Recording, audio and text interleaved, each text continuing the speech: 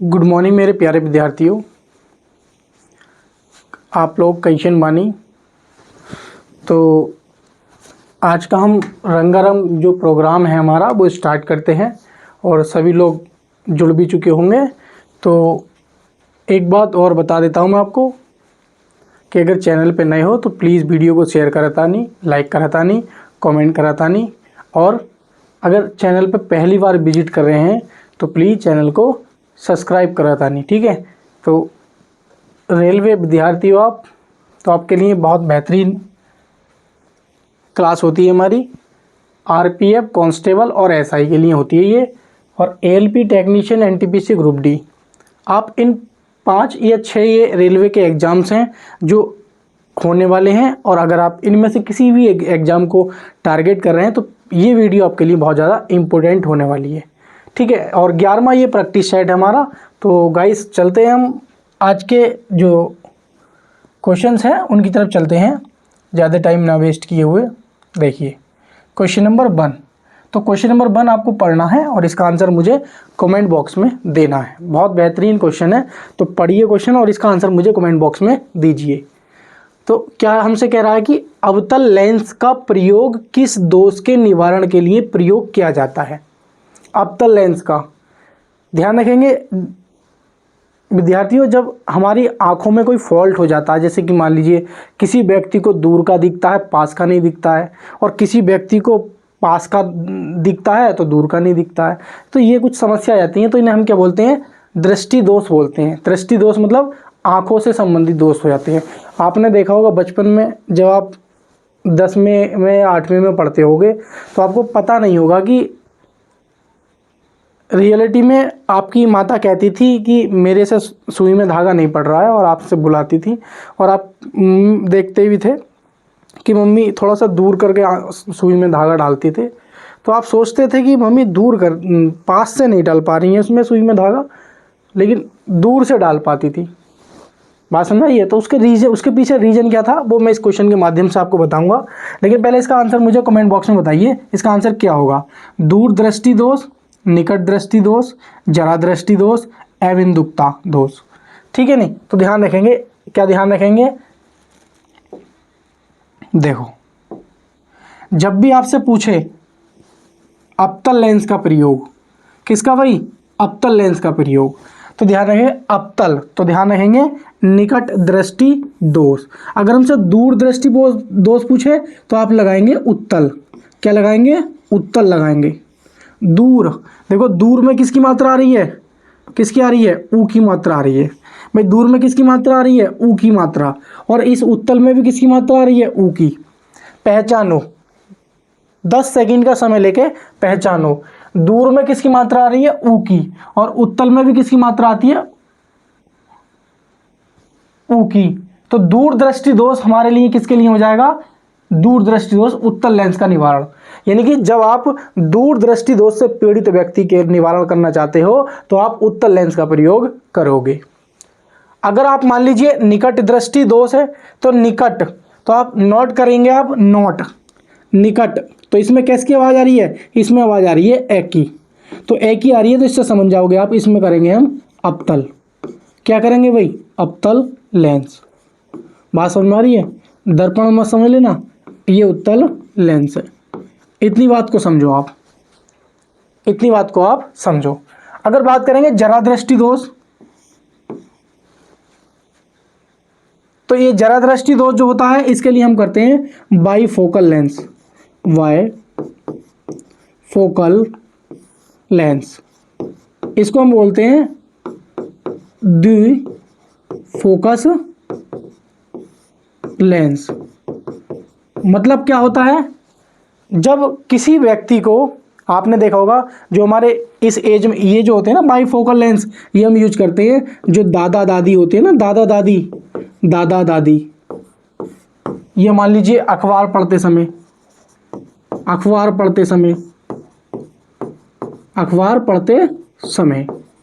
तो जब अखबार पढ़ते समय आपको क्या देखा होगा कि जैसे मान लीजिए अखबार पढ़ना होता है तो अखबार जैसे ही पढ़ते हैं, पिताजी पढ़ते हैं, तो आपने देखा होगा स्टाइल में इस तरीके से। जैसे आप छोटे होते होगे तो जैसे ही आपका रिपोर्ट कार्ड आता होगा आप साइन कराते होगे, या कोई टेस्ट आता होगा उस पर आप साइन कराते होगे अपने पिताजी से, तो पिताजी के पास जाते होगे और पिताजी पेन निकालते होंगे, निकालने के बाद देखते होंगे और देखने के बाद अपना चश्मा लगाते होंगे और थोड़ा सा स्टाइल में इस तरीके से करते होंगे और देखते होंगे दूर से, हाँ भाई तेरे इस बार नंबर कम आया भाई, बहुत थोड़ी तैयारी रख।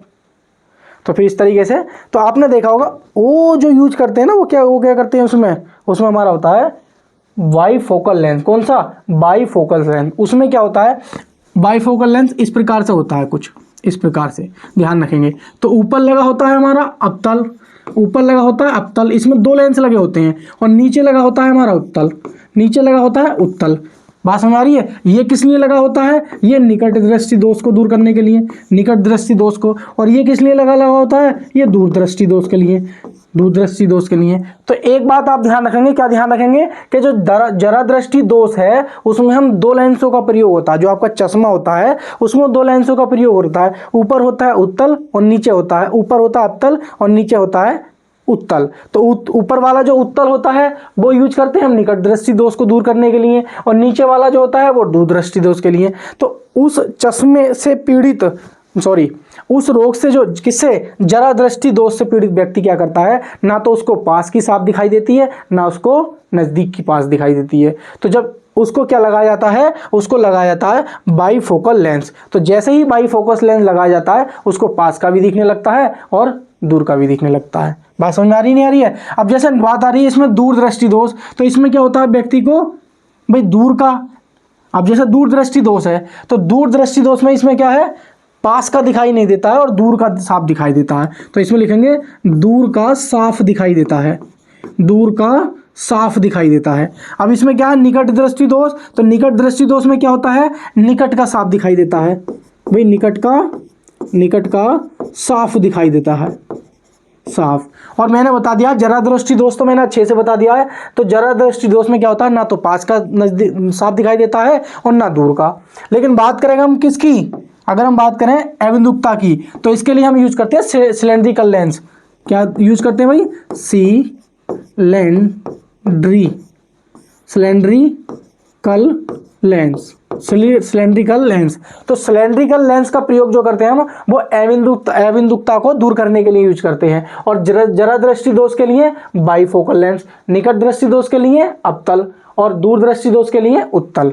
ठीक है, तो उम्मीद करता हूं ये आपको क्वेश्चन बहुत अच्छे से समझ में आया होगा। तो चलेंगे नेक्स्ट क्वेश्चन पे, क्वेश्चन नंबर 2 की तरफ, क्वेश्चन नंबर 2 की तरफ चलते हैं। आइए, बताना है आपको क्वेश्चन नंबर 2 का आंसर क्या होगा, कमेंट बॉक्स में बताना है। ठीक है, चलिए।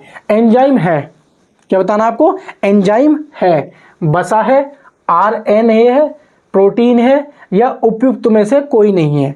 बसा, आरएनए, प्रोटीन, इनमें से कोई नहीं। तो मेरी बात ध्यान रखेंगे, जो हमारा एंजाइम होते हैं ना, एंजाइम वो एक प्रकार के क्या होते हैं, वो एक प्रकार के प्रोटीन होते हैं। तो जो हमारे एंजाइम होते हैं ना, एंजाइम, ये एंजाइम हमारे क्या होते हैं, ये प्रोटीन होते हैं। क्या होते हैं? प्रोटीन होते हैं। ध्यान रखेंगे सभी एंजाइम, क्या ध्यान रखेंगे, सभी एंजाइम क्या होते हैं, सभी एंजाइम हमारे होते हैं प्रोटीन। क्या होते हैं? सभी एंजाइम होते हैं प्रोटीन। लेकिन एक बात ध्यान रखेंगे कि सभी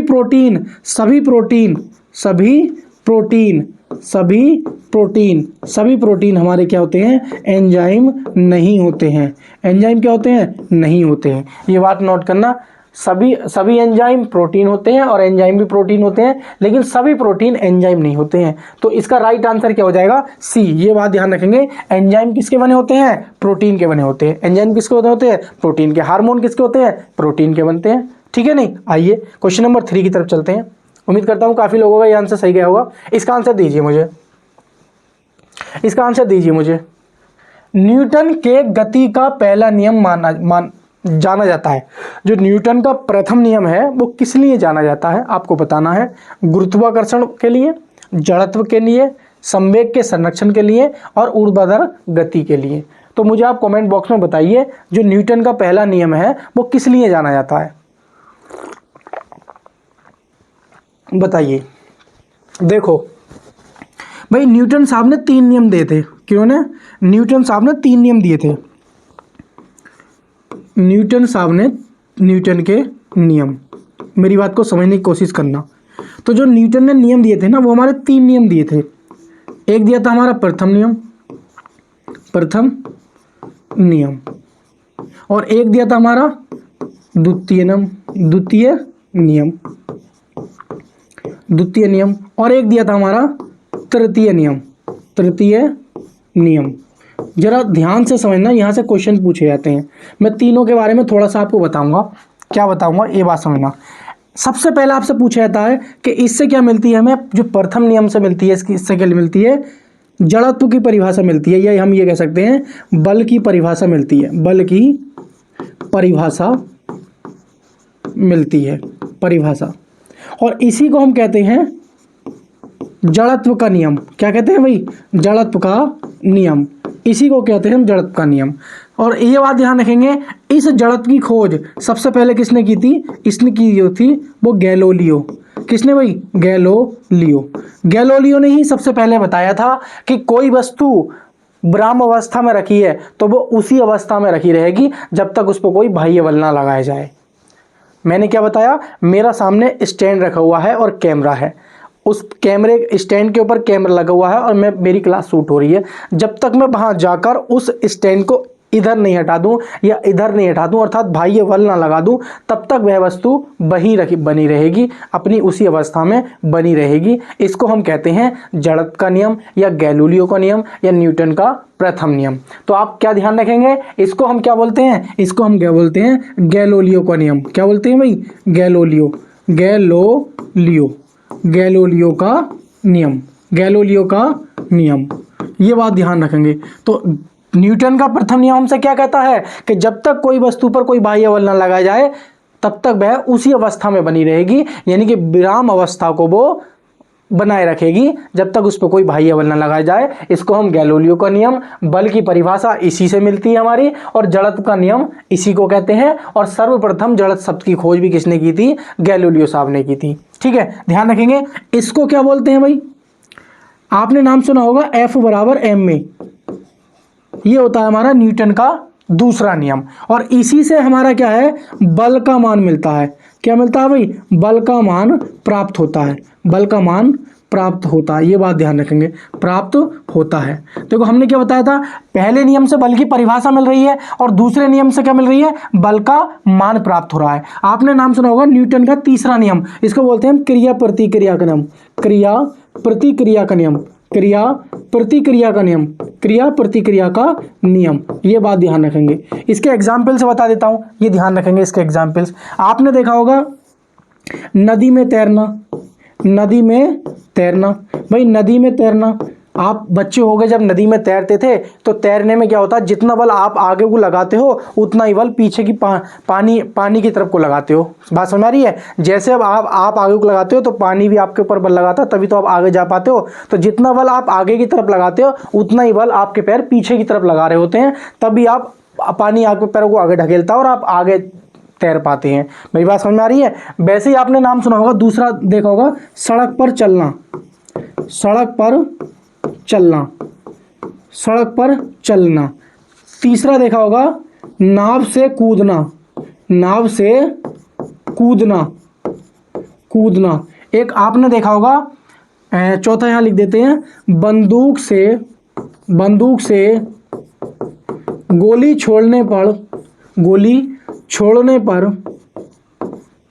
पर पीछे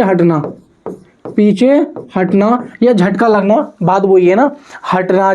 और एक आपने देखा होगा इंपॉर्टेंट है, यहां लिख देता हूं पांचवा आपने देखा होगा रॉकेट प्रक्षेपण, रॉकेट प्रक्षेपण, रॉकेट प्रक्षेपण।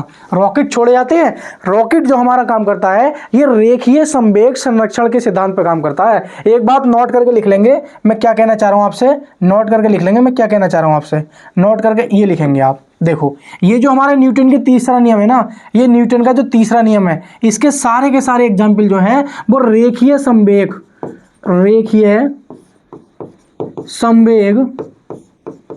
संरक्षण रेखीय संवेग संरक्षण के सिद्धांत पे कार्य करते हैं। मैं एक बार फिर से बता देता हूं, जो न्यूटन का तीसरा नियम है ये बहुत इंपॉर्टेंट है। इसको हम क्रिया प्रतिक्रिया का नियम बोलते हैं। जो आपने देखा होगा नदी में तैरते हैं ना, नदी में तो जितना हम फोर्स आगे की तरफ लगाते हैं उतना ही फोर्स हमारे पैर पानी पे लगाते हैं पीछे की तरफ, और जैसे ही पानी हमारे पैर पे फोर्स लगाता है उतना ही हम आगे की तरफ तैरते हैं। ठीक है नहीं, सड़क पर चलना, आप सड़क पर चलते हो, जितने आपका बल, जितने आपके पैर बल सड़क पर लगाते हैं उतनी ही सड़क हमारे पैरों पे बल लगाती है और हम आगे चल पाते हैं, बिना फिसले गिर भी नहीं पाते हैं। तीसरा नियम आपने देखा होगा नाव से कूदना। जैसे ही आप किनारे पे आकर नाव आती है और नाव से कूदते हो तो नाव पीछे की तरफ चली जाती है। तो ये भी किसका एग्जाम्पल है? ये न्यूटन के तीसरे नियम यानी कि क्रिया प्रतिक्रिया का नियम का है। और आपने देखा होगा बंदूक से गोली छोड़ते समय पीछे की तरफ झटका लगना। जैसे ही आप बंदूक से गोली छोड़ रहे हो और जैसे ही आप गोली छोड़ोगे तो बंदूक क्या है, जितना बल बंदूक गोली फेंकने में आगे की तरफ लगाती है उतना ही बल पीछे की तरफ लगाती है, और क्या होता है, हमें पीछे की तरफ झटका सा लगता है। ठीक है नहीं, ये बात ध्यान रखेंगे। और रॉकेट प्रक्षेपण, रॉकेट जिस तरीके से हवा में छोड़ा जाता है तो जितना फोर्स वो आगे की तरफ लगाता है उतना ही फोर्स वो पीछे की तरफ लगाता है, अपोजिट डायरेक्शन में। इसीलिए हम कहते हैं कि ये सारे के सारे जो नियम हैं न्यूटन के गति के तीसरे नियम के एग्जाम्पल ये रेखीय संवेग संरक्षण पर कार्य करते हैं। बात समझ आई? तो ये वाला जो हमारा ऑप्शन हो जाएगा ये तो तृतीय नियम हो जाएगा भाई, न्यूटन का तृतीय नियम हो जाएगा। भाई रेखीय संवेग संरक्षण का जो नियम है वो तृतीय क्रिया प्रतिक्रिया का नियम, और इसके सारे एग्जाम्पल क्या है, रेखीय संवेग संरक्षण के सिद्धांत पर कार्य करते हैं। लेकिन हमसे क्या पूछा है कि न्यूटन का पहला नियम, तो न्यूटन का पहला नियम क्या हो जाएगा हमारा? जड़त्व का नियम। क्या हो जाएगा भाई? जड़त्व का नियम। तो इसका राइट आंसर क्या हो जाएगा हमारा? तीसरे का ए सही उत्तर हो जाएगा। बात समझ आई नहीं आई? तीसरे का क्या हो जाएगा? सही उत्तर हो जाएगा, बिल्कुल। चलते हैं नेक्स्ट क्वेश्चन पे। ठीक है, तो आशा करता हूं आपके क्वेश्चंस काफी सही जा रहे होंगे। तो देखो अब इसका आंसर देना मुझे। ध्वनि की आवृत्ति, क्या पूछ रहे हैं हम भाई? ध्वनि की आवृत्ति। आपने देखा होगा ध्वनि, भाई ध्वनि और प्रकाश में जब भी बात आती है तो समझ आना चाहिए। तो ध्वनि की आवृत्ति n और तरंगदैर्घ्य लैम्डा और चाल क्या है हमारी b के बीच में संबंध होगा। n बराबर b अपॉन लैम्डा, या n बराबर लैम्डा इंटू बी स्क्वायर, या b बराबर n लैम्डा, या n बराबर लैम्डा अपॉन के n। तो आप लोगों ने सब बहुत सुना होगा संबंध ये, ठीक है नहीं? क्या सुना होगा? b बराबर, जब आपने हाई स्कूल किया होगा तो b बराबर n लैम्डा, आपके मास्टर जी ने ये जरूर लिखवाया होगा। b बराबर n लैम्डा। हमारा b क्या है? चाल है, n क्या है? आवृत्ति है, और लैम्डा क्या है? तरंगदैर्घ्य है। कोई दिक्कत तो नहीं यहाँ पे? कोई दिक्कत नहीं है साहब। लेकिन बात कर रहे हैं हम किसकी? ध्वनि की। किसकी बात कर रहे हैं? ध्वनि की। तो ध्यान रखेंगे ध्वनि यांत्रिक तरंग है, यांत्रिक प्लस अनुदैर्घ्य, यांत्रिक प्लस अनुदैर्घ्य, अनुदैर्घ्य तरंग है भाई, यांत्रिक और अनुदैर्घ्य तरंग है। आपसे पूछेगा एग्जाम में कि ध्वनि यांत्रिक तरंग है या नहीं, तो आप बताओगे यांत्रिक तरंग है। अनुदैर्घ्य तरंग है या अनुप्रस्थ तरंग है, तो आप बताओगे अनुदैर्घ्य तरंग है। पहली बात। दूसरी बात ध्यान रखेंगे, ध्वनि को माध्यम की आवश्यकता पड़ती है, माध्यम की आवश्यकता पड़ती है भाई, ध्वनि को संचरण के लिए माध्यम की आवश्यकता पड़ती है। दूसरी बात ध्यान रखेंगे, निर्वात में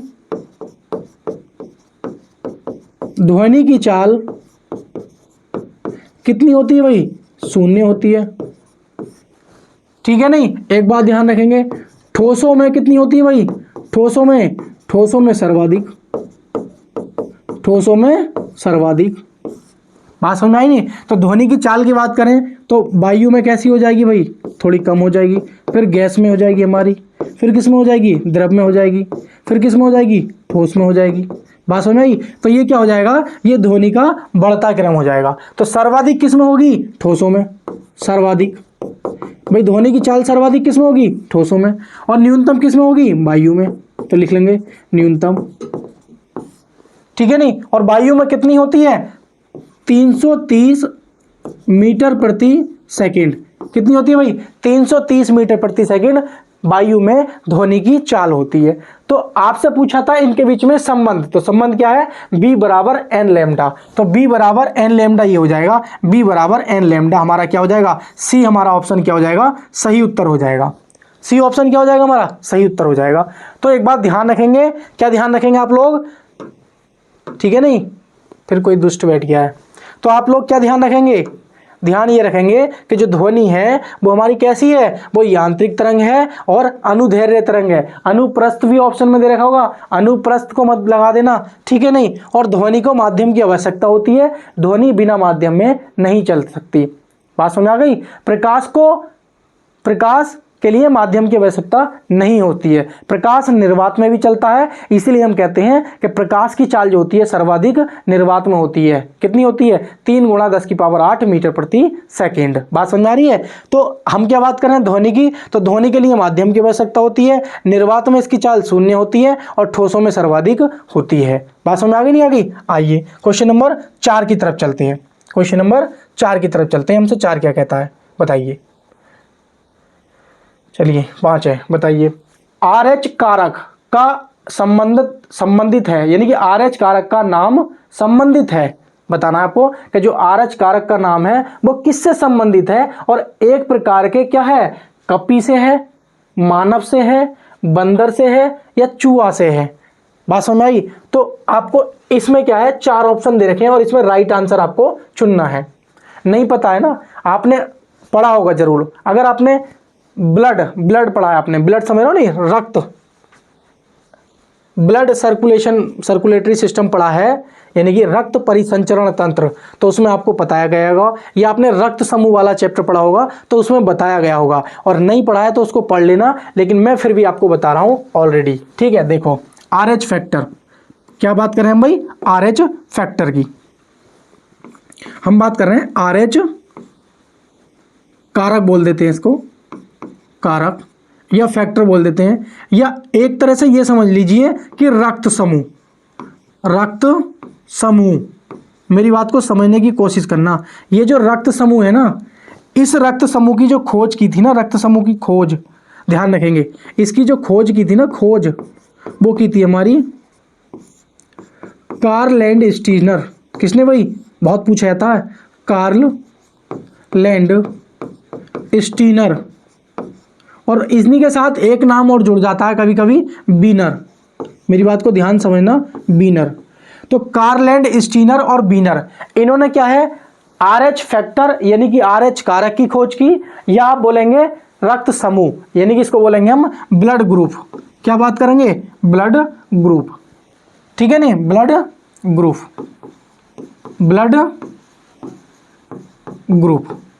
ग्रुप। तो या तो ब्लड ग्रुप की बात करेगा, या आपसे पूछेगा रक्त समूह या RH फैक्टर। तो इसकी खोज किसने की थी, इसकी खोज की थी कार्ल लैंड स्टीनर ने।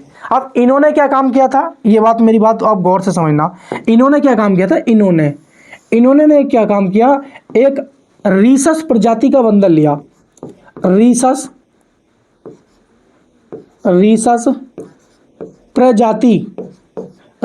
प्रजाति का बंदर लिया।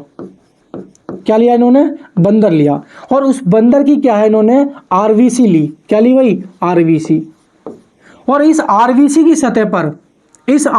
सतह पर क्या हुआ, RH प्लस आया या फिर RH नेगेटिव आया, या आप ये कह सकते हो कि डी एंटीजन पॉजिटिव मिला या डी एंटीजन नेगेटिव मिला।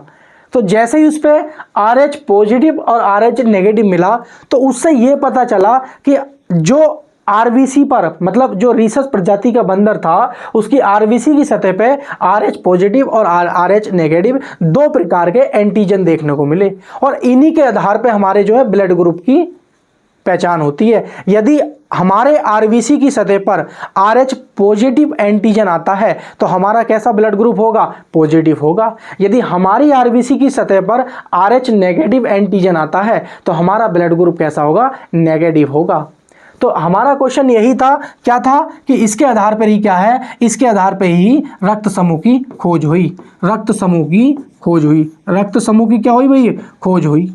बात समझ आई कि भाई RH पॉजिटिव आएगा तो हमारा ब्लड ग्रुप कैसा होगा, पॉजिटिव, और RH नेगेटिव आएगा तो हमारा ब्लड ग्रुप कैसा होगा, नेगेटिव होगा। तो खोज किसने की थी, कार्ल एंड स्टीनर ने की थी। लेकिन कौन से किसके लिए की थी, किससे की थी, RS यानी कि रीसस प्रजाति के बंदर से की थी। किससे की थी, बंदर से की थी। तो हमारा सही उत्तर क्या हो जाएगा, सी हो जाएगा कि भाई रीसस प्रजाति का इन्होंने एक बंदर लिया था और उसी से क्या है हमारे RH फैक्टर की खोज हुई, रक्त समूह की खोज हुई, हमारे ब्लड ग्रुप की खोज हुई। ठीक है नहीं, बात समझ में आई। आइए क्वेश्चन नंबर 6 की तरफ चलते हैं। चलिए क्वेश्चन नंबर 6 का उत्तर देंगे मुझे, इसका आंसर क्या हो जाएगा। क्वेश्चन नंबर 6 का उत्तर दीजिए, निम्नलिखित में से कौन सा एक उभयधर्मी है, ऑक्साइड है। ऑक्साइड के नाम सुने होंगे आपने, बिल्कुल सही बात है। तो आपको बताना है कि इनमें से निम्नलिखित में से कौन सा उभयधर्मी है।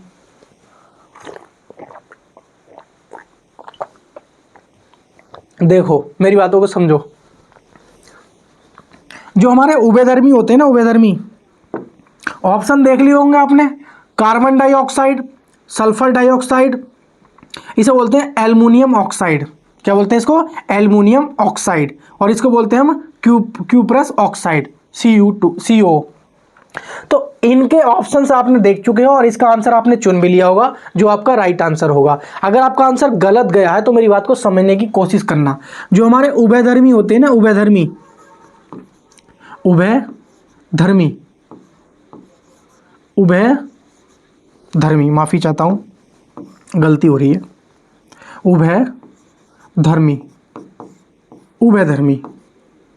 तो ये उभयधर्मी क्या करते हैं, ये इनके पास में, इनमें क्या कर दीजिए आप, या तो क्षार मिला दीजिए या आप अम्ल मिला दो।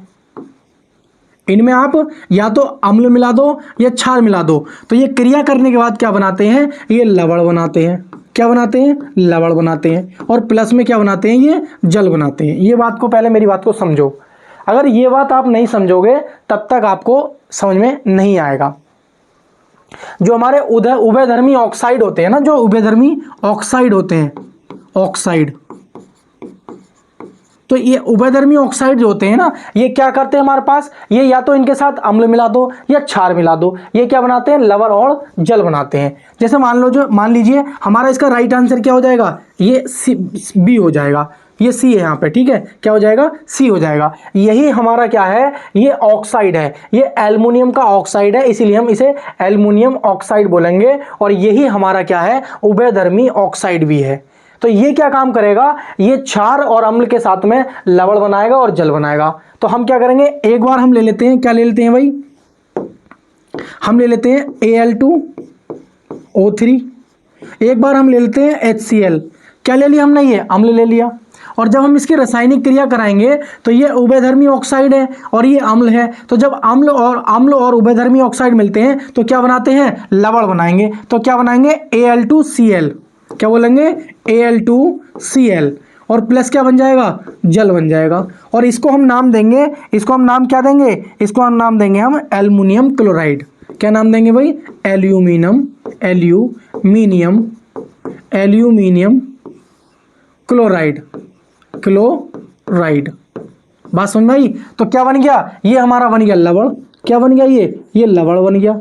और ये क्या बन गया, ये हमारा जल बन गया। इसको आप संतुलित कर लेंगे। ठीक है नहीं, अगर हम क्या करते हैं भाई, हम लेते हैं एक बार, क्या ले लेते हैं भाई, एक बार हम ले लेते हैं क्षार। तो आप Al2O3 की क्रिया आप क्षार करा दो। मान लीजिए सोडियम हाइड्रोक्साइड ले लीजिए आप, तो क्या बन जाएगा, Na, और बन जाएगा Al2O2। ठीक है, Na2Al, सॉरी, क्या बन जाएगा ये, Na2Al और O3, ये बन जाएगा। और प्लस में क्या बन जाएगा, H2O बन जाएगा। इसे बोलते हैं सोडियम एल्यूमिनेट। क्या बोलते हैं इसको, सोडियम एल्यूमिनेट, ये बन जाएगा हमारा। ये क्या हो जाएगा, ये भी हमारा क्या हो जाएगा, ये लवण हो जाएगा। और ये क्या हो जाएगा, ये जल हो जाएगा।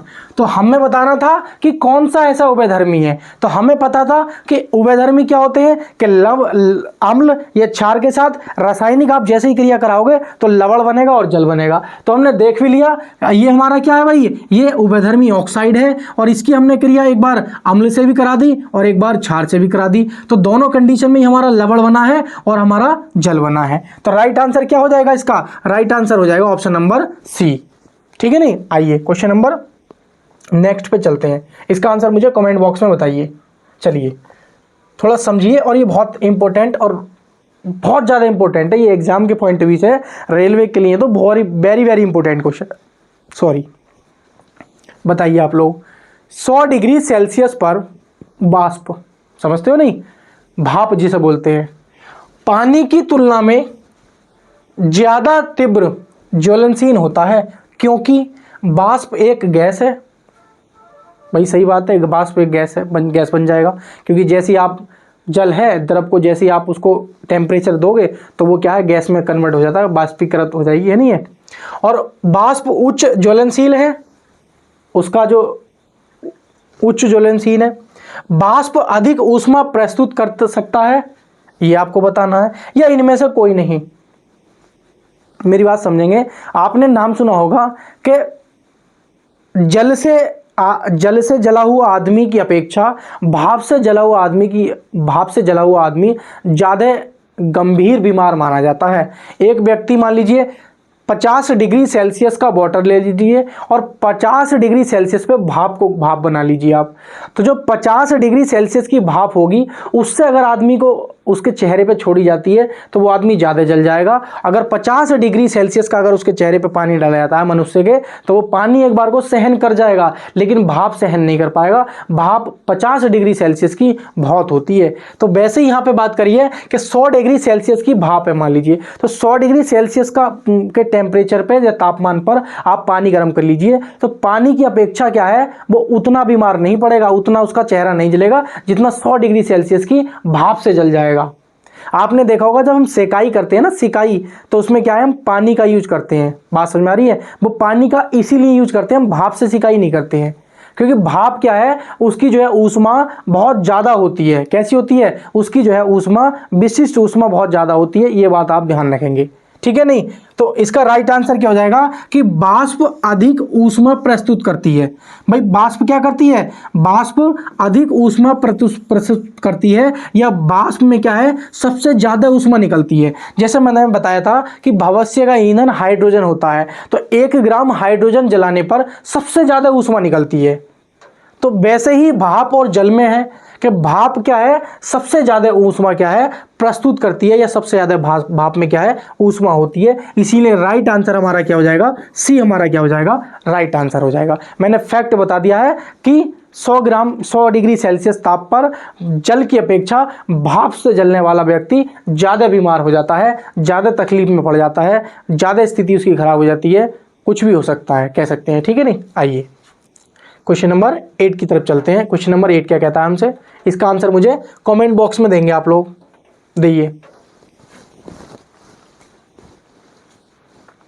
मनुष्य की मुख गुहा में, मुख गुहा मतलब इसको बोलते हैं मुख गुहा, इसको। तो मुख गुहा में निम्नलिखित में से किसका पाचन प्रारंभ होता है, प्रोटीन का, वसा का, कार्बोहाइड्रेट का, इनमें से कोई नहीं। मेरी बात को गांठ बांध लेना कि जैसे ही आप खाना खाना स्टार्ट करते हो ना, आपने मान लीजिए रोटी का टुकड़ा लिया और जैसे ही चबाना स्टार्ट किया, तो जैसे ही आप चबाना स्टार्ट करते हो उसका डाइजेशन वहीं से स्टार्ट हो जाता है। 5% डाइजेशन स्टार्ट हो जाता है, और वो 5% जो डाइजेशन होता है वो किसका होता है, ध्यान रखेंगे, वो होता है हमारा कार्बोहाइड्रेट का। इसका 5% जो हमारा डाइजेशन है वो हमारा कहाँ हो जाता है, वो हमारा मुख गुहा में होता है, मुख गुहा में स्टार्ट हो जाता है, मुख गुहा में। जैसे ही आप रोटी को चबाना स्टार्ट कर देते हो उसका डाइजेशन स्टार्ट हो जाता है। आपने देखा होगा कुछ लोग रोटी को बारीक चबा के खाते हैं, चप चप करते रहेंगे, उसको चबाते रहेंगे, धीरे धीरे खाएंगे। वो इसलिए खाते हैं क्योंकि उनका डाइजेशन भोजन का जल्दी हो जाए। ठीक है, तो उसके पीछे रीजन यही होता है कि हमारे मुख गुहा में क्या है, जैसे ही हम खाना स्टार्ट करते हैं उसका डाइजेशन स्टार्ट हो जाता है। किसका, कार्बोहाइड्रेट का। किसका होता है, कार्बोहाइड्रेट का डाइजेशन स्टार्ट हो जाता है। ठीक है नहीं, तो ये आंसर जो है ना, लगभग सभी का सही होगा। सब लोगों ने आंसर मुझे कार्बोहाइड्रेट दिया होगा। सब लोगों का मुझे पता है कि सब लोगों का आंसर सही गया था। अगर आपका उत्तर गलत गया है ना, तो रियलिटी बता रहा हूँ, 1 मिनट रोको अपने आप को, वीडियो को भी रोको, पोज करो और उसके बाद गाल पे जोरदार तरीके से एक बार थप्पड़ लगाओ, तब याद आएगा तुम्हें कि हाँ यार, रियलिटी में है कि मनुष्य की मुख गुहा में क्या है, कार्बोहाइड्रेट का पाचन होता है। बात समझ आ रही नहीं आ रही मेरी? समझो मेरी बातों को। और एक बात और ध्यान रखना, जिस प्रकार से मैं क्वेश्चन कराता हूँ, इनका एनालिसिस करवाता हूँ, तो क्वेश्चन को ना एक अपनी अलग प्रैक्टिस सेट के नाम से एक बुक बनाओ, अपनी कॉपी। उसमें क्या है कि क्वेश्चन मत लिखो, फैक्ट लिख दिया करो कि भाई साहब सर ने फैक्ट ये बताया, तो उसके फैक्ट जितने भी होते हैं क्वेश्चन से रिलेटेड वो लिख लिया करो। तो कभी कभी क्वेश्चन क्या होता है, आसान होता है, तो उस पर मैं ज़्यादा नहीं बताता हूँ, लेकिन जो ज़्यादा इंपॉर्टेंट क्वेश्चन होता है और जो लोग कंफ्यूज ज़्यादा होते हैं, तो उस पर मैं अच्छे से बताने का प्रयास करता हूँ। तो इसलिए आप एक नोटबुक जरूर बना कर रख लेना अगर आप रियलिटी में एग्जाम क्रैक करना चाहते हो तो। बाकी आपकी मर्जी है भाई, कोई दिक्कत ही नहीं है। जब एक व्यक्ति वृद्ध हो जाता है तो सामान्यतः उसका रक्त दाब क्या होता है? घट जाता है, बढ़ जाता है, उतना ही रहता है या बदलता रहता है? आपने देखा होगा कि जो आपके दादाजी थे, हम अपने दादाजी की बात बता रहे हैं, तो जो हमारे दादाजी थे तो उस समय जब थे, अब तो नहीं है, तो जैसे ही हम उनके सामने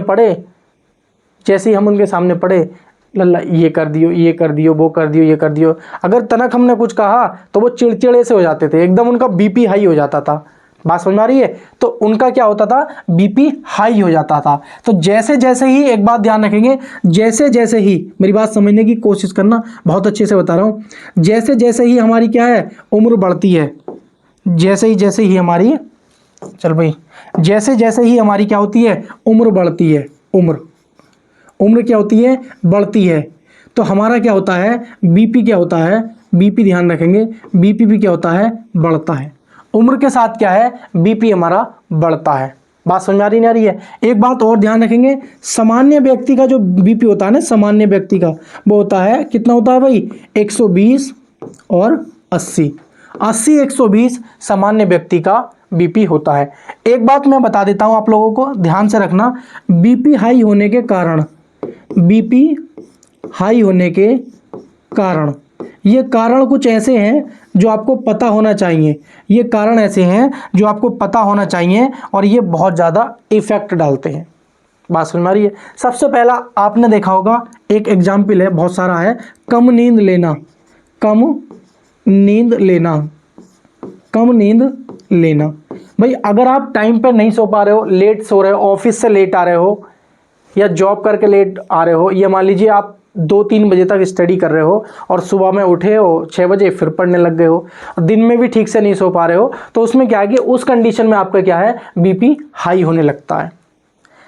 दूसरा एक होता है हमारा, इसका बीपी हाई होने का मेन रीज़न क्या होता है, आप स्ट्रेस ले रहे हो। क्या ले रहे हो भाई, स्ट्रेस ले रहे हो, तो स्ट्रेस जैसे ले रहे हो तो उस कंडीशन में क्या हो जाएगा, बीपी बढ़ जाएगा। आप बहुत ज़्यादा टेंशन ले रहे हो, बहुत ज़्यादा स्ट्रेस ले रहे हो, तो स्ट्रेस को दूर करने का सबसे अच्छा है आप वॉकिंग कीजिए, एक्सरसाइज कीजिए। एक्सरसाइज भी एक बहुत ज़्यादा डिपेंड करता है। तो तीसरा ध्यान रखेंगे, एक्सरसाइज। अगर आप एक्सरसाइज अगर कम कर रहे हो तो आपका बीपी क्या हो जाएगा, बढ़ जाएगा। बात समझ में आ रही है? अगर आप एक्सरसाइज कम कर रहे हो तो बीपी बढ़ जाएगा। और अगर आप स्मोकिंग कर रहे हो, स्मोकिंग, जो पर्सन हमारे स्मोकिंग करते हैं उनका भी बीपी कैसा होता है, हाई रहता है।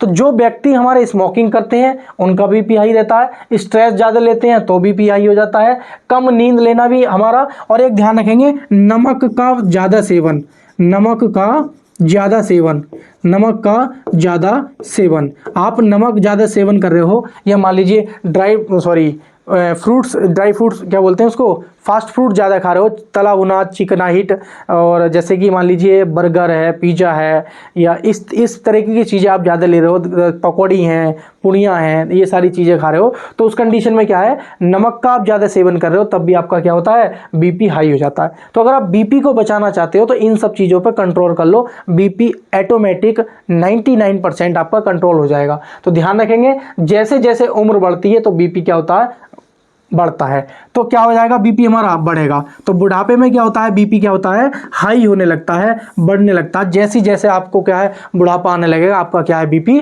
बढ़ने लगेगा। लेकिन नॉर्मल व्यक्ति का जो बीपी होता है वो कितना होता है, 120/80 होता है। ठीक है नहीं। आइए नेक्स्ट क्वेश्चन पे चलते हैं। क्वेश्चन नंबर 10 की तरफ चलते हैं। बताइए इसका आंसर क्या होगा, 10वें का सही उत्तर क्या होगा। जल्दी से 5 सेकंड का टाइम लीजिए आप और इसका मुझे आंसर बताइए क्या होगा। बहुत जरूरी है आपके लिए, ये बता रहे हैं नहीं हम, बात आई समझ में नहीं, ये आपके लिए बहुत जरूरी है। बताइए निम्न पदार्थों में से कौन सा पदार्थ खाने की वस्तुओं के परिरक्षण में प्रयोग होता है। बहुत आम क्वेश्चन है, बहुत ज्यादा आम। ठीक है नहीं, तो ध्यान रखेंगे। साइट्रिक अम्ल नहीं जी, पोटेशियम क्लोराइड बिल्कुल नहीं, सोडियम बेंजोएट या सोडियम क्लोराइड, इन दोनों में से हो सकता है। ठीक है नहीं, तो आप ध्यान रखेंगे इसका राइट आंसर क्या हो जाएगा, सोडियम बेंजोएट। क्या हो जाएगा भाई, सोडियम बेंजोएट। काफी लोगों का सही उत्तर गया होगा सोडियम बेंजोएट। आसान क्वेश्चन था। इसी प्रकार हम आगे नेक्स्ट क्वेश्चन पे चलते हैं, क्वेश्चन नंबर 11 पे। क्वेश्चन नंबर 11 पे जल्दी से बताइए इसका आंसर भी मुझे। निम्नलिखित में से कौन सा विटामिन एवं उसकी कमी वाला रोग सुमेलित नहीं है। आप ध्यान रखेंगे, कैल्सीफेरोल अस्थि मज्जा अस्थि रुग्णता, या नियासिन जिसे हम प्लेग्रा बोलते हैं इससे संबंधित है, कोबालमीन ये संघातिक रक्तता, या साइवोफ्लोमीन बेरीबेरी से। तो जो हमारा बेरीबेरी रोग होता है ना, ये बेरीबेरी ये विटामिन B1 से होता है। किससे होता है, विटामिन B1 से। किससे भाई, विटामिन B1 से। और B1 का नाम क्या है हमारा, रासायनिक नाम थायमीन। क्या होता है भाई, थायमीन। ये बात ध्यान रखेंगे। और जो हमारा ये राइबोफ्लोमीन है, ये किसका नाम है, ये हमारा है किसका, B2 का। किसका है भाई, B2 का। किसका है भाई, B2 का। तो ध्यान रखेंगे। तो हमारा ये कैल्सीफेरोल अस्थि रुग्णता, और नियासिन पेलेग्रा रोग होता है, और कोबालोमीन संघातिक रक्त बोलते हैं इसको, और बेरीबेरी किससे होता है, विटामिन B से। और ये जो राइबोफ्लोमीन है ना, ये विटामिन B2 का नाम है। किसका है भाई, विटामिन B2 का नाम है हमारा राइबोफ्लोमीन। ठीक है नहीं, तो राइट आंसर क्या हो जाएगा, डी ऑप्शन क्या हो जाएगा हमारा, सही हो जाएगा। क्योंकि डी ऑप्शन ही क्या था हमारा, गलत था। और इसमें सुमेलित नहीं है, पहचानना है। कुछ लोग क्या करते हैं, सुमेलित लगा देते हैं, देखेंगे हाँ भाई ये इससे सही है, बिल्कुल सही, ऑप्शन नंबर 8 हो जाएंगे। तो जबकि ऑप्शन नंबर ए सही नहीं होगा, सही कौन सा होगा, सही होगा हमारा ऑप्शन नंबर डी। चलिए क्वेश्चन नंबर 12 पे चलते हैं। क्वेश्चन नंबर 12 पे चलते हैं। आइए क्वेश्चन नंबर 12 क्या कहता है, बताइए। देखिए, सिरों में उपस्थित जैविक अम्ल कौन सा है। सिरके में, माफी चाहता हूं, सिरके में आपने देखा होगा, सिरके में मेथेनोइक अम्ल, एथेनोइक अम्ल, प्रोपेनोइक अम्ल, या इनमें से कोई नहीं। तो आप कैसे पहचानोगे, तो इसमें हो जाएगा सिरके में होता है। देखो सिरके का सूत्र क्या होता है, पहले ध्यान रखेंगे। इस सिरके में होता है एसिटिक अम्ल। क्या होता है भाई सिरके में, एसिटिक अम्ल। एसिटिक अम्ल।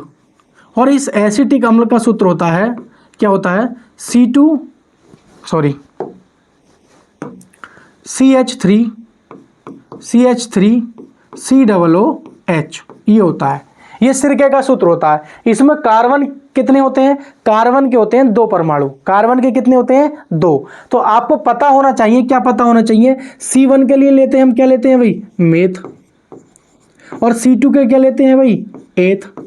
ये बातें अगर आपको पता होती तो आपका आंसर ये सही हो जाता। और C3 के क्या लेते हैं, प्रोप, ध्यान रखेंगे। और C4 के लिए क्या लेते हैं, ब्यूट। और C5 के क्या लेते हैं भाई, पेंट। और C6 के लिए लेते हैं हेक्स। क्या लेते हैं भाई, हेक्स। और C7 के लिए क्या लेंगे, सेप्ट। क्या लेंगे भाई, सेप्ट। और C8 के लिए क्या लेंगे हम, ऑक्ट। और C9 के लिए क्या लेते हैं, डेक, नन। क्या बोलते हैं C9 को, नन। क्या बोलते हैं C9 को, नन। और C10 को क्या बोलते हैं, डेक। भाई डेक किसके लिए आता है, 10 के लिए आता है। तो अगर आपके जो रासायनिक कोई सूत्र है किसी पदार्थ का, जैसे मान लीजिए सिरके का है हमारा CH3COOH, ये मान लीजिए ऑक्जेलिक अम्ल का सूत्र होता है हमारा। तो अगर उसमें मान लीजिए, या मान लीजिए CH4 है हमारा, CH3 है, या C2H5 है, या C2H2 है एसिटिलीन, और या मान लीजिए C2H4 है मीथेन, एथीन सॉरी। तो मेरे कहने का मतलब यह है कि अगर उसमें कार्बन परमाणु अगर एक है, एक कार्बन परमाणु है, तो मैथ से शुरू होगा उसका रासायनिक नाम। अगर 2 है तो एच से शुरू होगा, 3 है तो प्रोप से, 4 है तो ब्यूट से, 5 है तो पेंट से, 6 है तो हेक्स से, 7 है तो सेप्ट से, 8 है तो ऑक्ट से, 9 है तो नन से, और 10 है तो डेक से। तो आपको पता चल गया ना, इसमें कार्बन परमाणु 2 हैं, तो 2 के लिए क्या आता है, एथ। तो देख लेंगे एच से कौन सा है हमारा, तो एच से हो जाएगा इथेनोइक। क्या हो जाएगा, इथेनोइक अम्ल। क्या हो जाएगा भाई, इथेनोइक अम्ल। ये बात आपको अच्छे से पता होनी चाहिए। तो राइट आंसर क्या हो जाएगा, इथेनोइक अम्ल। लेकिन एक बात ध्यान रखना, कुछ ऐसे अम्ल हैं हमारे जो बहुत इंपॉर्टेंट हैं और जो पूछ लिए जाते हैं, उसके बारे में मैं आपको बता देता हूं। अम्ल हैं जो बहुत ज़्यादा इंपॉर्टेंट है, पूछ लिए जाते हैं, तो ध्यान रखेंगे, समझने की कोशिश करेंगे। आपने देखा होगा भाई सिरके में कौन सा अम्ल हो गया हमारा, भाई सिरके में कौन सा हो गया, आपको पता है एसिटिक अम्ल हो गया। क्या होगा भाई, एसिटिक अम्ल। ये आपका क्लियर हो गया। आपने देखा होगा इमली में क्या होता है, इमली में या अंगूर में, उसमें होता है टार्टरिक अम्ल। क्या होता है भाई, टार्टरिक अम्ल। आपने देखा होगा सेब में कौन सा होता है भाई, सेब में, उसमें होता है हमारा मेलिक अम्ल, मेलिक अम्ल। आपने देखा होगा गेहूं में, गेहूं में, उसमें आपको बताना है। चाय में बताना है आपको, चाय में आपको बताना है। टमाटर में कितना होता है, टमाटर में कौन सा होता है, ये आपको बताने हैं, ठीक है। नहीं, एक तो आप ये ध्यान रखेंगे, गेहूं में क्या होता है, ग्लूमेटिक अम्ल। भाई ग्लूमेटिक अम्ल किस में पाया जाता है, गेहूं में। चाय में क्या कौन सा अम्ल पाया जाता है, टेनिक अम्ल, टेनिक अम्ल। टमाटर में किस में कौन सा पाया जाता है, ऑक्जेलिक अम्ल, ऑक्जेलिक अम्ल, ऑक्जेलिक अम्ल। अगर हम बात करें कार की बैटरी में, कार की बैटरी में, तो कार की बैटरी में कौन सा होता है, सल्फ्यूरिक अम्ल। कौन सा भाई, सल्फ्यूरिक अम्ल। ये बात ध्यान रखेंगे, ठीक है। नहीं, तो ये सारे के सारे जो अम्ल हैं ये आपको पता होना चाहिए। नींबू में क्या होता है, नींबू में, नींबू में क्या होता है भाई, साइट्रिक अम्ल, साइट्रिक अम्ल। ये बात ध्यान रखेंगे।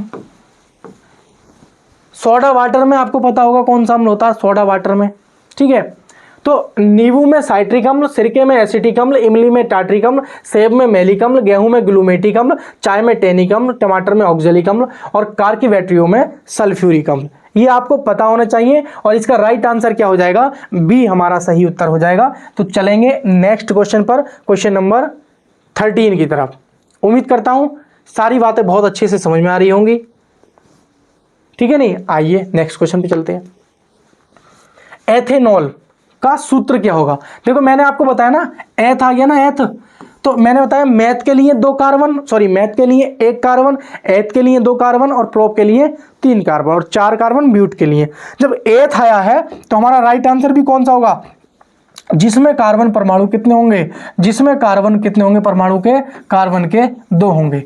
यानी कि जिसमें कार्बन 2 हैं। क्या इसमें कार्बन 2 हैं, नहीं होगा। क्या इसमें कार्बन 2 हैं, लेकिन सही बात है, लेकिन क्या होता है, C2H5 आता है, C2H5। तो हमारा ये भी नहीं हो जाएगा, क्योंकि एक H 6 H ही हो गए और एक H ही हो जाएगा, तो ये हमारा गलत हो जाएगा।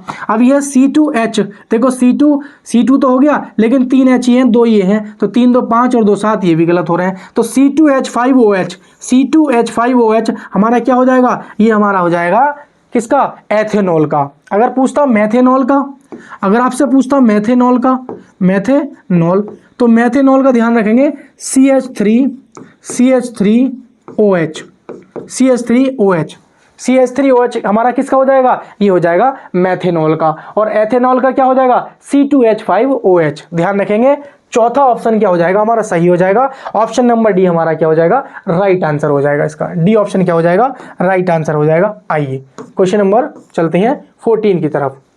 क्या बात कहता है बताइए, क्वेश्चन नंबर 14 हमसे क्या कहता है, मुझे कमेंट बॉक्स में बताइए।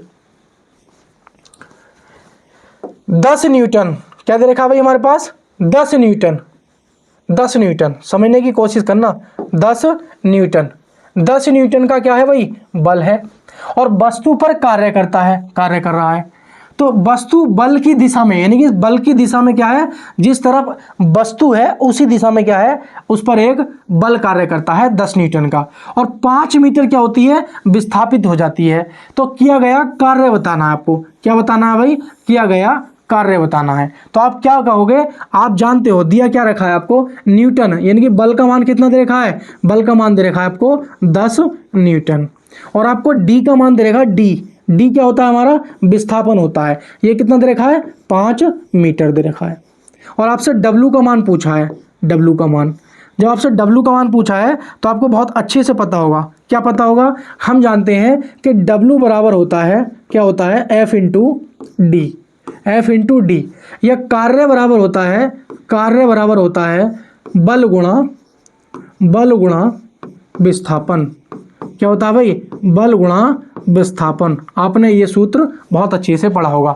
मान रख देंगे इसके, एफ का मान कितना है, 10 न्यूटन, ये लिख देंगे, और डी का मान कितना है, 5, ये आ जाएगा 10 पंजे 50 जूल, 50 जूल।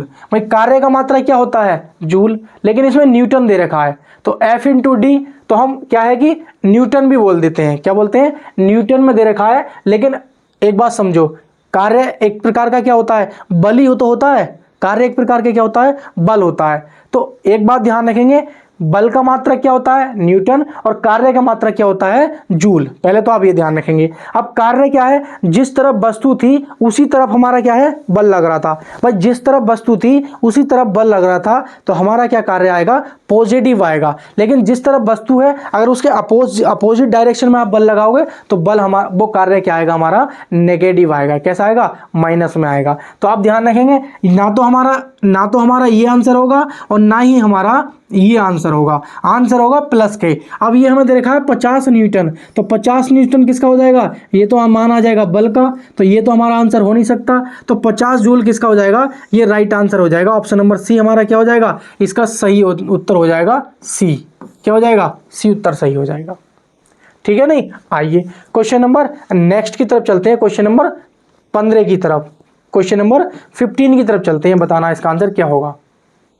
चलिए देखो क्वेश्चन नंबर 15 की तरफ, एक थोड़ी सी इसमें मिस्टेक है, मैं बता देता हूँ, इसलिए पहले ही टाइपिंग मिस्टेक है, तो उसको आप समझने की कोशिश करना। ये थोड़ा सा है, मैं आपको करेक्शन करा देता हूँ इसमें। ये नहीं, यहाँ पे ये आयतन ना होकर ना, यहाँ पे आप कर लेंगे इसकी जगह दाब कर लेना, इसकी जगह क्या कर लेंगे, दाब। क्या कर लेंगे इसकी जगह, दाब, दाब कर लेंगे इसकी जगह। ठीक है, मैंने लिख दिया दाब। अब इसका आंसर मुझे कमेंट बॉक्स में बताएंगे कि भाई उपयुक्त पदार्थ उपयुक्त उत्तरों के साथ नीचे दिए गए वाक्यों को पूरा करें। पदार्थ की अवस्थाएं नहीं होती हैं, मतलब पदार्थ की अवस्थाएं नहीं होती हैं, आपको बताना है। और पदार्थ की अवस्थाएं को परिवर्तित कर सकते हैं, यानी कि पहले तो बताओ कि पदार्थ की अवस्था कैसी नहीं होती है। तो इसमें चुनेंगे अस्थाई और स्थाई, अस्थाई स्थाई, तो दोनों में से चुनना है। तो पदार्थ की अवस्था क्या स्थाई होती है, मतलब अस्थाई नहीं होती है, अस्थाई नहीं होती है, इसका मतलब स्थाई होती है। तो क्या पदार्थ, मान लीजिए कोई पदार्थ है आपके पास, मोम है, आप उसको पिघला दोगे तो वो पिघल जाएगी, जला दो जल जाएगी, पदार्थ की अवस्था क्या हो जाएगी, परावर्तित हो जाएगी। या आप मान लीजिए आपके पास क्या है, पानी है, मान लीजिए पानी, उसको आप बर्फ बना सकते हो, तो उसकी पदार्थ की अवस्था परिवर्तन कर रहे हो, नहीं कर रहे हो, द्रव से ठोस में ले गए हो, और जैसे ही उस बर्फ को पिघल जाएगा वो ठोस से द्रव में आ जाएगी।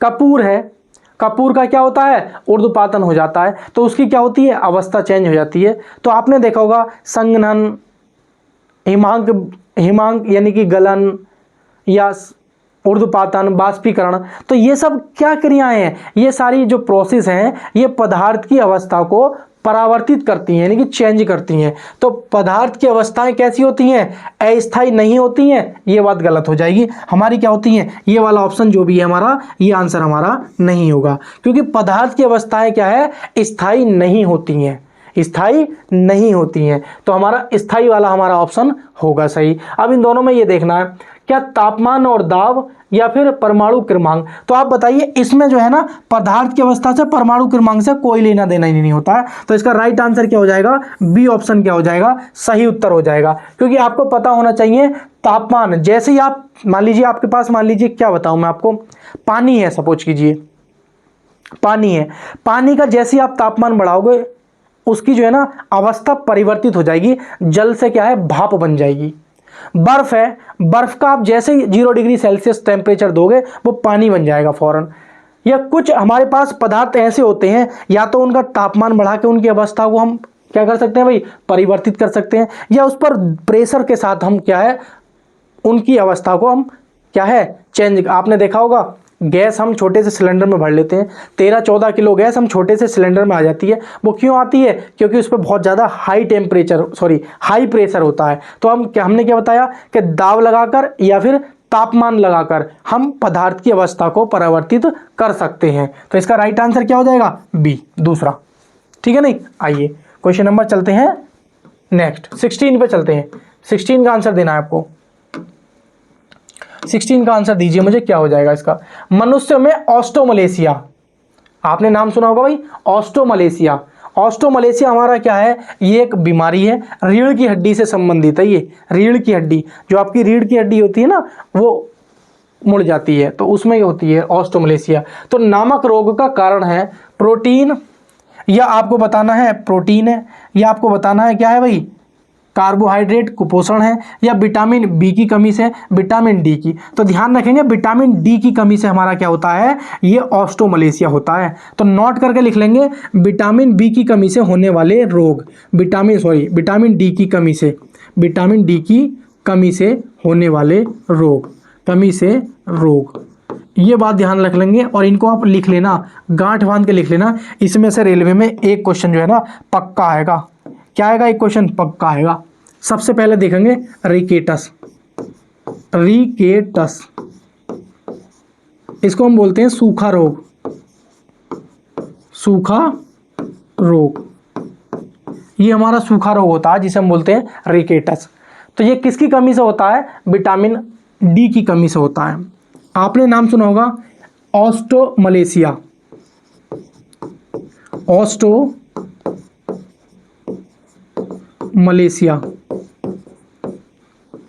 ऑस्टोमलेशिया। तो ये ऑस्टोमलेशिया भी हमारे किससे होती है? ये विटामिन डी की कमी से होती है। लेकिन इसमें होता क्या है? इसमें होता है रीढ़ की हड्डी मुड़ जाती है। क्या होती है भाई? रीढ़ की हड्डी, रीढ़ की हड्डी क्या होती है? रीढ़ की हड्डी मुड़ जाती है, मुड़ जाती है। बात समझ में आ रही नहीं आ रही है? एक होती है हमारी ऑस्टियोपोरोसिस। क्या होती है भाई? हमारा एक बीमारी होती है ऑस्टियोपोरोसिस, ध्यान रखेंगे। तीसरा ऑस्टियोपोरोसिस, ये बहुत इंपॉर्टेंट है, ऑस्टियोपोरोसिस, ऑस्टियोपोरोसिस। ये जो हमारी, इससे क्या होता है? जांघ की हड्डी मुड़ जाती है, जांघ की हड्डी मुड़ जाती है, जांघ की हड्डी क्या होती है? मुड़ जाती है, मुड़ जाती है।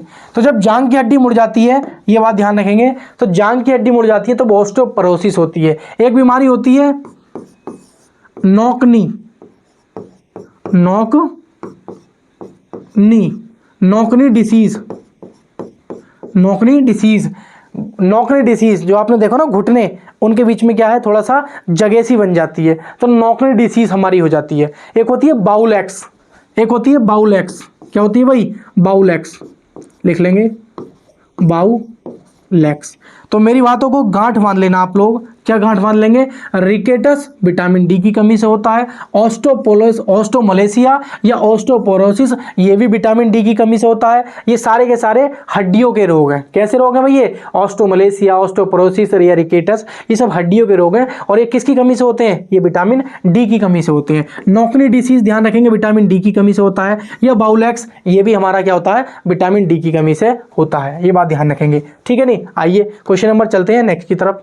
चलिए आइए इसका आंसर मुझे दीजिए। क्वेश्चन नंबर 17 क्या कहता है हमसे? ये बताना है आपको। यकृत भोजन को जिस रूप में संचित करता है वह है, हमारा जो यकृत है वो भोजन को किस रूप में, जैसे ही हम क्या करते हैं, धड़ाधड़ चाउमीन ले, बिरयानी ले, रसगुल्ले ले, लड्डू ले, बारात में जाते हैं, खैचा खाँच कर रहे हैं धड़ाधड़, तो क्या होता है कि हमारी बॉडी इतना ग्लूकोज को एब्जॉर्ब नहीं कर पाती है, और वो जब ज़्यादा ग्लूकोज हो जाता है, क्योंकि हमारा बॉडी तो ग्लूकोज लेती है ना भाई। हमारा पेट ये नहीं कहता है कि तुम दाल लाओ, चीनी लाओ, या मान लीजिए रसगुल्ले खिलाओ, या चाउमीन खिलाओ, ये चीज़ नहीं लेती हमारी बॉडी को चाहिए ग्लूकोज। साफ सीधी बात है, क्या चाहिए? ग्लूकोज। लेकिन हमारा जो यकृत क्या करता है, यकृत ये करता है जब हमारी बॉडी में अतिरिक्त ग्लूकोज हो जाता है, अतिरिक्त ग्लूकोज हो जाता है, तो उस ग्लूकोज को ही किस में रखता है? ग्लाइकोजन की फॉर्म में कन्वर्ट करके रख लेता है। किस में भाई? ग्लाइकोजन की फॉर्म में कन्वर्ट करके रख लेता है। तो इसलिए ये बात ध्यान रखनी है आपको। क्या बात में ध्यान रखनी है आपको? कि ग्लाइकोजन की फॉर्म में कौन रखता है? यकृत रखता है। कौन रखता है भाई? सॉरी, यकृत रखता है। यकृत क्या रखता है? हमारे भोजन को ग्लाइकोजन की फॉर्म में स्टोर करके रख लेता है। क्या भाई? हाँ भाई, मैं ग्लाइकोजन के फॉर्म में स्टोर करके रख दूंगा, और जब तुम्हारे शरीर को जरूरत पड़ेगी भोजन की, तो मैं उसको वापस में ग्लूकोज में कन्वर्ट करके मैं तुमको दे दूंगा। तो उन सब के लिए जिम्मेदार होते हैं हार्मोन। तो कभी हार्मोन से संबंधित क्वेश्चन आएगा तो मैं आपको सारे हार्मोन्स बताऊंगा, ठीक है। ऑलरेडी एक बार मैं बता चुका हूं हार्मोन्स, लेकिन ये वाले हार्मोन्स और बताऊंगा मैं आपको। एक महिला को बाइफोकल लेंस से निर्धारित किया जाता है, वह पीड़ित है। मैंने अभी बताया था, पहला क्वेश्चन यही था कि कोई महिला है और वो बाइफोकल लेंस से क्या है? निर्धारित किया जाता है। तो केवल निकट दृष्टि दोष होगा, या केवल दूरदृष्टि दोष होगा, या हाइपरमेट्रोपिया और हाइप्रोपिया होगा? तो ये दोनों एक ही नाम है। या फिर निकट दृष्टि दोष और दूरदृष्टि दोष होगा? तो एक बात समझने की कोशिश करना, मैंने क्या बताया था? मैंने आपको बताया था कि भाई अगर मान लीजिए निकट दृष्टि दोष है, निकट, तो उसके लिए आप कौन सा लेंस यूज करते हो? अवतल, ठीक है नहीं? कौन सा? अवतल। अगर आपके पास उत्तल मतलब दूर दृष्टि दोष है, दूर दृष्टि दोष हो रहा है आपकी आंखों में, तो आप उत्तल यूज करते हो। अगर आपकी आंखों में जरा दृष्टि दोष है, कैसा भाई? जरा दृष्टि, और इसी को हम बोलते हैं, जरा दृष्टि को ही क्या बोलते हैं? बाइफोकल। क्या बोलते हैं इसको हम? बाइफोकल, सॉरी, जरा दृष्टि दोष इसे बोलते हैं। क्या बोलते हैं इसको? जरा दृष्टि दोष को। बायोमास करके कुछ नाम होता है, और इसी के लिए हम यूज करते हैं, क्या यूज करते हैं इसी के लिए यूज करते हैं हम बाइफोकल लेंस। कौन सा भाई? Bifocal lens. ये बात ध्यान रखेंगे। तो ये कब होता है? ये बाइफोकल लेंस हमारा तब होता है जब किसी को क्या हो, इसमें क्या होता है? दूर दृष्टि दोष भी होता है, दूर दृष्टि दोष भी होता है, और इसमें क्या होता है? इसमें निकट दृष्टि दोष भी होता है, निकट दृष्टि दोष भी होता है। यानी कि आपने देखा होगा, आपकी जो दादी होती थी, दादी, तो उनके जो चश्मे होते थे ना, वो बाइफोकल लेंस के होते थे। कैसे होते थे? बाइफोकल लेंस के। क्योंकि दादा दादी के ज़माने में क्या होता है, जब दादा दादी की एज में कोई पर्सन आ जाता है, कि बुढ़ापे में कहते हैं, या 80 साल की एज में, या 70, अब तो वैसे तो 70 साल 60 साल की एज में दादा दादी बन जाते हैं, और ज़्यादा लोगों की एज है नहीं अब। तो हमारे कहने का मतलब यही है कि जब 60+ एज में आ जाते हैं, दादा दादी की एज में आ जाते हैं, तो उनको ना तो पास का दिखाई देता है और ना ही दूर का दिखाई देता है। तो हम ऐसे लेंस का प्रयोग करते हैं जिससे कि उन्हें पास का भी दिखाई दे। जैसा देखना होगा, आप देखते हैं, जब उन्हें पास का देखना होता है तो वो चश्मा ऐसा कर लेते हैं, और जब उनको दूर को देखना होता है तो मुड़ी ऐसे उठाते हैं। देखा है आपने? अपने दादा को देखा होगा, अगर आपके दादा हैं या आपकी दादी हैं, दोनों में से उम्मीद करता हूँ सब लोगों के दादा दादी हों, तो जो आपने देखना जो चश्मा यूज करते हैं, अगर उनको पास का देखना होता है तो ऐसे करते हैं, और जैसे दूर का देखना हो तो नजर उठाते हैं, नहीं इस तरीके से देखते हैं। तो हमें दूर का देखना होता है तो हमारा उत्तल लेंस काम करता है, और जब पास का देखना होते हैं तो अवतल लेंस काम करता है। क्योंकि हमने बताया ऊपर क्या होता है? अवतल लेंस लगा होता है, और नीचे हमारा उत्तल लेंस लगा होता है। बात समझ में आ रही है? और इसी को हम बोलते हैं, क्या बोलते हैं? Bifocal lens. तो बाइफोकल लेंस किसके लिए होते हैं? जो दूर दृष्टि दोष से भी पीड़ित हो और निकट दृष्टि दोष से भी पीड़ित हो, और उसी को हम क्या बोलते हैं? जरा दृष्टि दोष बोलते हैं। क्या बोलते हैं? जरा दृष्टि दोष। निकट के लिए अवतल और दूर के लिए उत्तल। ये बात ध्यान रखेंगे। तो राइट आंसर क्या हो जाएगा? राइट आंसर हो जाएगा ऑप्शन नंबर डी। आपका क्या हो जाएगा? सही उत्तर हो जाएगा, ठीक है नहीं? डी ऑप्शन क्या हो जाएगा आपका? सही उत्तर हो जाएगा। चलिए आइए क्वेश्चन नंबर 19 की तरफ चलते हैं। क्वेश्चन नंबर 19 क्या कहता है? देखो फिर से इससे संबंधित क्वेश्चन बताना है, बहुत इंपॉर्टेंट क्वेश्चन है ये। बताओ,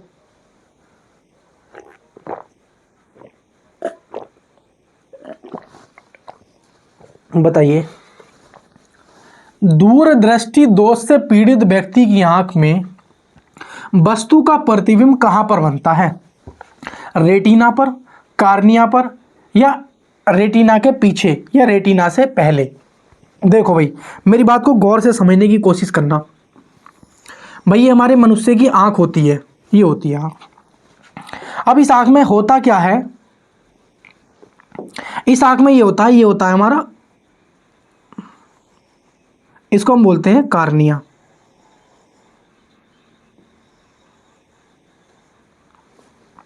इसको हम बोलते हैं कार्निया।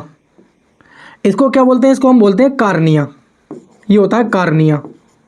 मेरी बात को गौर से समझना, ये होता है कार्निया। और ये होता है हमारा रेटिना। क्या होता है ये होता है, इसको बोलते हैं हम रेटिना। रेटिना। अब जब निकट दृष्टि दोष होता है मनुष्य को, तो होता यह है निकट दृष्टि दोष में कि हमारा जो ये कार्निया है ना, जहाँ हमारा प्रतिबिंब, क्या बोलते हैं? रेटिना। इसको बोलते हैं रेटिना। रेटिना, रेटिना, सही है। तो क्या है हमारा ये? रेटिना। मैं एक बार फिर से लिख देता हूँ ताकि आप कंफ्यूज ना हो। इसे बोलते हैं हम रेटिना। रेटिना। तो रेटिना जब स्वस्थ मनुष्य होता है तो उसका जो प्रतिबिंब रेटिना पर बनता है। कहाँ बनता है भाई? रेटिना पर। एक क्वेश्चन क्लियर हो गया। स्वस्थ मनुष्य के आंख पर प्रतिबिंब जो बनता है वो कहाँ बनता है? रेटिना पर बनता है। और जो हम दान में देते हैं, दान में, इसको हम किस में करते हैं भाई? इसको हम दान में। पूछ लेता है आंख का कौन सा भाग होता है जो दान में दिया जाता है? लेंस, कार्निया, रेटिनिया, या आइरिस, या पुतली? तो आप क्या कहेंगे? कार्निया ऐसा पार्ट होता है जो हम अपनी आंखों का नेत्र, आंखों का जो पार्ट होता है कार्निया, वो हम क्या करते हैं? दान में देते हैं। ये बात आप लोग समझ रहे होंगे। लेकिन होता क्या है, जब व्यक्ति को दूरदृष्टि दोष होता है ना, तो ये जो रेटिना है ना, ये यहां पर आ जाता है निकट दृष्टि दोष में। कैसे में? निकट में। और निकट को हम किससे बोलते हैं? मायोपिया। निकट दृष्टि दोष को हम क्या बोलते हैं? मायोपिया। एम से लिख देता हूं, इसको हम क्या बोलते हैं? मायोपिया। मायोपिया। मायोपिया। मायोपिया मतलब निकट दृष्टि दोष। निकट दृष्टि दोष, ध्यान रखेंगे। अगर हम बात करते हैं जब दूरदृष्टि दोष हो जाता है तो ये हमारा जो रेटिना है ना, ये यहां पर आ जाता है। रेटिना यहां पर, ठीक है, ये वाला होता है हमारा, क्या बोलते हैं इसको? हाइपरमेट्रोपिया। क्या बोलते हैं? हाइपरमेट्रोपिया। इसका नाम ध्यान रखेंगे, इसको बोलते हैं हम हाइपरमेट्रोपिया। हाइपरमेट्रोपिया, या इसको हम बोल देते हैं दूर दृष्टि दोष। दूर दृष्टि दोष। तो मेरी बात समझने की कोशिश करना भाई। हमारा नॉर्मल क्या होता है, जब हमारा स्वस्थ मनुष्य होता है तो उसकी हमारे जो है ना, यहाँ पे क्या होता है? हमारा लेंस लगा होता है, यहाँ पे लेंस। तो उसका क्या है, जैसे ही हमारी प्रकाश की किरण आंखों तक आती है तो हमारा उसका इमेज यहाँ पे बनता है स्वस्थ मनुष्य का। कहाँ बनता है भाई? स्वस्थ मनुष्य का यहाँ पर बनता है, रेटिना पर। लेकिन जब उसे निकट दृष्टि दोष हो जाता है, यानी कि निकट दृष्टि दोष का मतलब ये है कि उसको निकट की वस्तु तो साफ दिखाई दे रही है लेकिन दूर की नहीं दिखाई दे रही है। जो छोटे छोटे बच्चे होते हैं उन्हें निकट दृष्टि दोष हो जाता है। 18 वर्ष से कम उम्र के बच्चों में, आयु के बच्चों में ये दोष पाया जाता है। कौन सा? मायोपिया या निकट दृष्टि दोष। लेकिन बात आती है, क्या बात आती है, जब दूरदृष्टि दोष हो जाता है तो हमारा क्या है, ये वाला जो रेटिना है ना, यहाँ से ये आगे की तरफ बढ़ जाता है। हमारा रेटिना आगे की तरफ बढ़ जाता है तो हमारा प्रतिबिंब क्या है? बाद में बनता है। और जब बाद में बनता है तो दूरदृष्टि दोष में क्या होता है? दूर की वस्तु हमें साफ दिखाई देती है लेकिन पास की वस्तु हमें साफ नहीं दिखाई देती है। तो डॉक्टर क्या कहता है? हाँ भाई, तुम्हें पास की वस्तु दिखाई देती है, दूर की नहीं देती। तो वो क्या करेगा हमारे पास? जब पास की दिखाई देती है, दूर की नहीं दिखाई देती, नहीं कि निकट दृष्टि दोष हुआ। और निकट दृष्टि दोष के उपचार के लिए वो क्या करता है? वो सीधा सीधा कहता है, आओ मैं तुम्हारे लिए क्या लगा देता हूँ? मैं तुम्हारे लिए अप्तल लेंस लगा देता हूँ। मैं क्या लगा देता हूँ? अप्तल लेंस लगा देता हूँ। आपको क्या है, आपका जो रेटिना है वो यहाँ पे आ गया है, वो यहीं पे आ जाएगा और आपको देखने सब कुछ ठीक दिखने लगेगा।